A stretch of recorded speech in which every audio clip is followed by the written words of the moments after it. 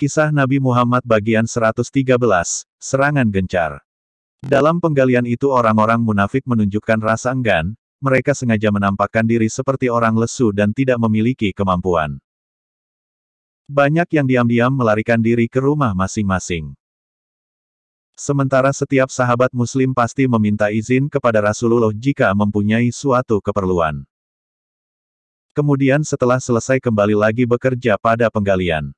Parit telah selesai digali, ketika pasukan musyrik datang. Melihat jumlah musuh sebesar itu orang-orang munafik dan mereka yang lemah jiwanya seketika menggigil ketakutan.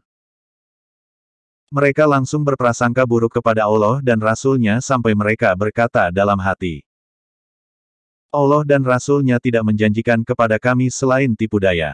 Pasukan musyrik terkejut sekali ketika melihat ada parit yang terlalu lebar di depannya untuk diseberangi. Ini perbuatan orang pengecut. Jadi mereka sambil berputar-putar mencari rongga parit yang sempit untuk dilompati, amarah mereka menggelegak bukan main. Belum pernah dalam sejarah peperangan orang Arab melakukan strategi seaneh ini. Sambil tersenyum, pasukan muslim mewaspadai gerakan musuh. Dengan tangkas mereka menghujani anak panah, lawan yang mencoba mendekati parit. Kemudian muncul sekelompok penunggang kuda Quraisy yang tangguh. Mereka adalah Amir bin Abdul Wud, Ikrimah bin Abu Jahal, Dirar bin Khattab dan lain-lain. Dengan nekat mereka terjun ke parit dan berhasil sampai ke seberang. Namun Ali bin Abi Thalib dan beberapa orang muslim mengepung tempat itu. Melihat Ali bin Abi Thalib, Amir bin Abdul Wud yang pemberani, menantang duel. Ali pun menghadapinya. Mereka berputar-putar dan suara denting pedang beradu demikian kerasnya. Masing-masing memekik nyaring ketika mereka saling menebas dan menangkis. Ali bin Abi Thalib berhasil merobohkan musuhnya. Kaum muslimin yang lain berhasil mendesak para prajurit Quraisy ke tepi parit sehingga mereka mundur tunggang langgang. Ikrimah bin Abu Jahal sampai meninggalkan tombaknya melihat serangan ganas para prajurit muslim. Ketika dalam keadaan segenting seperti itu, lagi-lagi kaum muslimin dikhianati. Gelombang pengkhianatan Yahudi ketika Rasulullah berhijrah ke Madinah. Ada 3 kelompok Yahudi di kota itu, mereka adalah Bani Qainuqa, Bani Nadir dan Bani Quraisah. Namun, akibat ulahnya sendiri Bani Qainuqa dan Bani Nadir terusir dari Madinah. Kepada pemimpin Bani Quraisah inilah Huyai bin Khattab pemimpin Bani Nadir datang menghasut. Ka'b bin Asad al-Quraisy pemimpin Bani Quraisah akhirnya membukakan pintu bentengnya setelah Huyai menggedor berkali-kali. Ka'b, aku datang bersama Quraisy dan Ghatafan berikut para pemimpin mereka. Semuanya sudah berjanji kepadaku untuk tidak pulang sebelum dapat membinasakan Muhammad dan para pengikutnya. Mendengar kata-kata Huyai, Ka'b menjawab.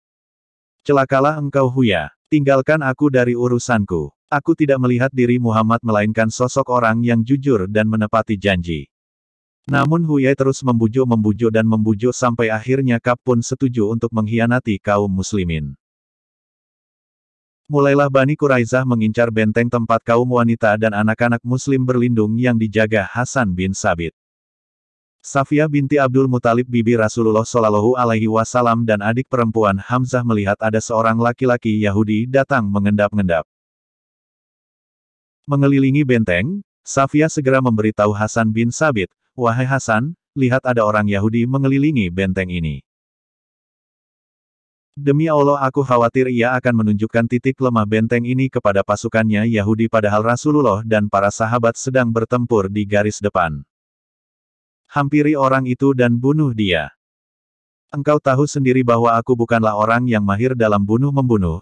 Jawab Hasan. Safiyah yang gagah berani itu mengambil sepotong tiang dan memukul orang Yahudi itu sampai mati. Karena tindakannya ini, kaum Yahudi tidak berani terang-terangan menyerang benteng yang mereka kira dijaga dengan kuat. Apa yang akan dilakukan Rasulullah dan para sahabat? Ketika mengetahui bahwa Bani Quraisah berniat menikam dari belakang. Orang Yahudi adalah pedagang dan ilmuwan yang jauh lebih unggul dari Ansor yang terdiri atas Aus dan Khazraj. Namun, ketika melihat pemeluk Islam meningkat pesat, orang Yahudi khawatir mereka akan kalah dalam perdagangan dan pengetahuan. Kemudian mereka menolak kerasulan Muhammad dan mentertawakan ajaran beliau. Bersambung bagian 114.